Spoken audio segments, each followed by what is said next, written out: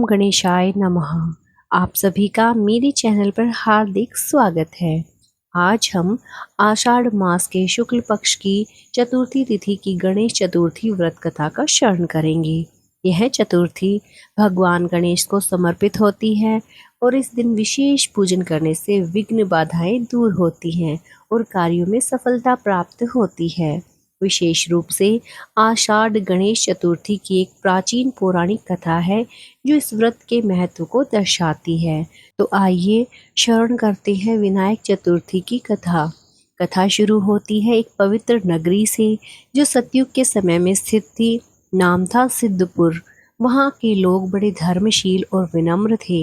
हर घर में पूजा होती थी और हर मास भगवान गणेश की चतुर्थी बड़ी श्रद्धा से मनाई जाती थी। वहीं सिद्धपुर में एक ब्राह्मण रहते थे।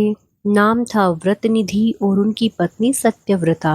दोनों बड़े धर्मात्मा थे, परंतु एक ही दुख था, कोई संतान नहीं थी। सत्यव्रता की आंखों में अक्सर आंसू रहते। वह रोज यह बैठकर प्रार्थना करती कि हे गणेश महाराज, एक बार मेरा आंगन संतान की किलकारी से गूंज उठे, फिर चाहे मेरा जीवन समाप्त हो जाए। व्रतनिधि ने अनेक व्रत किए, अनेक देवी देवताओं की पूजा की, परंतु कहीं से कोई आशा की किरण नहीं मिली। एक दिन वे दोनों वन में गए और वहां एक महातपस्वी को ध्यान मग्न देखा। महात्मा की आंखें बंद थी, शरीर पर भस्म और चारों ओर तेज चमक रहा था। सत्यव्रता रोते रोते उनके चरणों में गिर गई। महाराज, मेरे जीवन में कोई दोष हो तो क्षमा कीजिए, मुझे बस एक संतान चाहिए। महातपस्वी ने आंखें खोली, मुस्कुराए और बोले, हे सती, आषाढ़ शुक्ल चतुर्थी का व्रत करो। भगवान गणेश विघ्न विनाशक हैं, वे तुम्हारी गोद अवश्य भरेंगे। उन्होंने आषाढ़ मास के चतुर्थी व्रत की संपूर्ण विधि समझाई। उपवास, पूजा, दुर्वा, लड्डू, मंत्र और रात्रि जागरण। सत्यव्रता और व्रतनिधि घर लौटे और उन्होंने वहीं व्रत किया। बिना अन्न जल के पूरा दिन भगवान गणेश का ध्यान, मिट्टी से गणेश की प्रतिमा, दूर्वा, मोदक, दीप और आरती। रात में कथा सुनी, भजन गाए, आरती की और तभी स्वप्न में भगवान गणेश स्वयं आए। हे माता, मैं तुम्हारी भक्ति से प्रसन्न हूँ। अगले आषाढ़ में तुम्हारे घर पुत्र रत्न जन्म लेगा। 1 वर्ष बाद सत्यव्रता के घर एक तेजस्वी पुत्र जन्मा।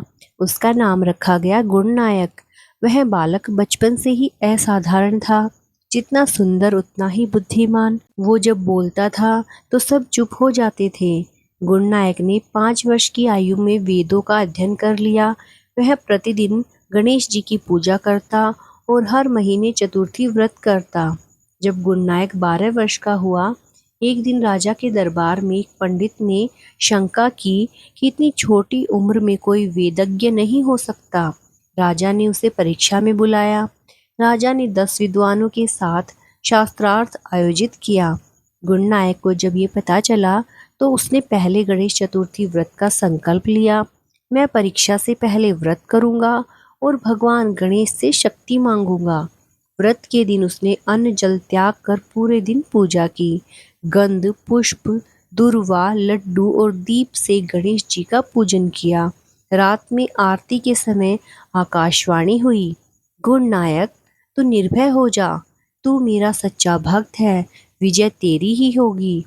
अगले दिन जब गुणनायक सभा में पहुंचा तो सब हैरान रह गए। 12 वर्षीय बालक ने ऐसे शास्त्रार्थ किया जैसे स्वयं बृहस्पति बोल रहे हों। सारे पंडित शांत हो गए। राजा ने चरणों में झुककर माफी मांगी। राजा ने ऐलान किया, आज से इस नगर में प्रत्येक मास गणेश चतुर्थी का सामूहिक व्रत होगा। हर घर में गणेश पूजन होगा। गुणनायक आगे चलकर एक महान ऋषि बना।